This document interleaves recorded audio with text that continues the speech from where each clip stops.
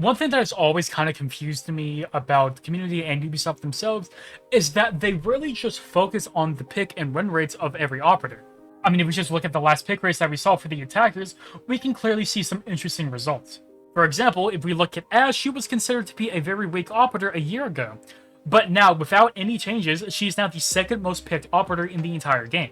Which is very strange to see because usually when an operator gets a significant buff or nerf, usually their pick rates will go up or down.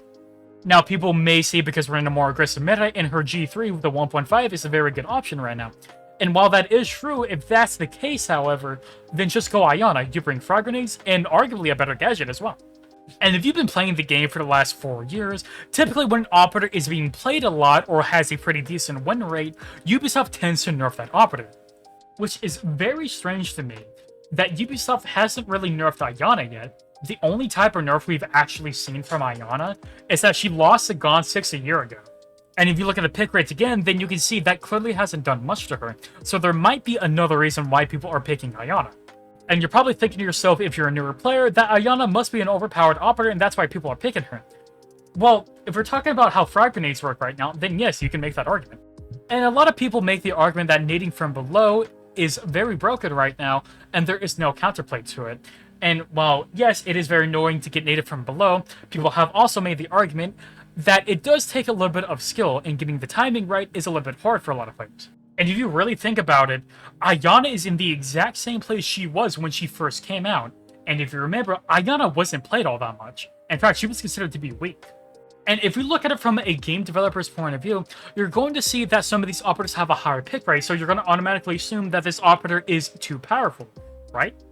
And then if we look at it from the community standpoint, Ashe is in a good spot right now, and some people do think that Iana is a little bit over the edge right now because of her frag grenades.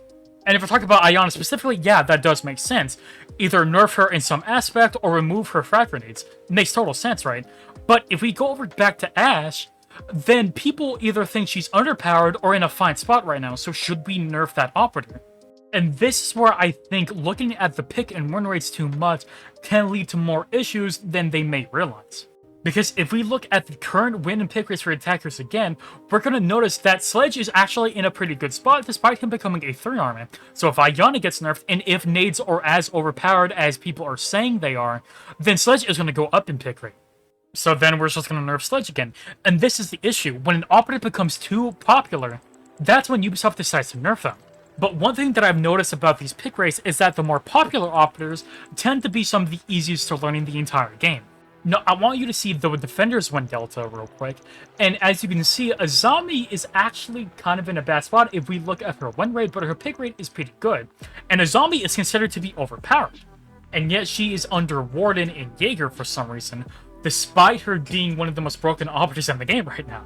Now, my theory to that is that people understand that Azami is good, but they don't necessarily know how to play her. And what I mean by that is, if you look at Azami's gadget at face value, it is basically 5 deployable shields, but if you place it incorrectly, then it will interact with the environment and change its shape on that. And then if you take into account that she also has 5 of them, and they recharge over time during the round, and you need to stay alive, yada yada, it can be a bit complicated to learn. And then we have people saying that Siege players have gone lazy over time. And if we look at the grand scheme of things, then so many maps have been reworked since year 3, let's say, and so many new operators are in the game to the point to where we have almost 70 operators in the game now. We're getting really close to 100. And the fact is, there's so many new maps is, yeah, there is a lot to learn in the game. And sometimes people just want to learn the bare minimum, and that's fine, because that's all you really need to learn. Azami is considered overpowered, but no one plays her is because there's so much to learn about the gadget, and that's what we have the option to do. We have the option to learn Azami if we want to. I mean, the only thing in the entire game that you really have to know is the maps, because if you don't know the maps, you're screwing yourselves over. And thankfully, you can't ban the new maps anymore, so you're gonna have to learn them. And what some of y'all don't realize is that that's a blessing in disguise. And despite that, I met a person the other day that still doesn't know Nighthaven Labs, even though it's been out for almost 7 months now, so I don't know. Siege players can be a bit different sometimes, I understand that. Another thing that you should also take into account is that not everyone is the same. Sometimes it takes people longer to know something is good until, let's say, a year later. Trust me, I didn't know Echo was this good until, I want to say, 2 months ago. people learn things at their own pace. And I can almost guarantee that Fenrir is not going to really be all that popular.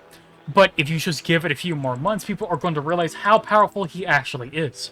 And now, with all that said, I'm going to go ahead and say that's the end of the video. If you like what I make, I appreciate it if you subscribe.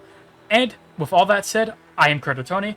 I hope you have a good day or good night, and goodbye.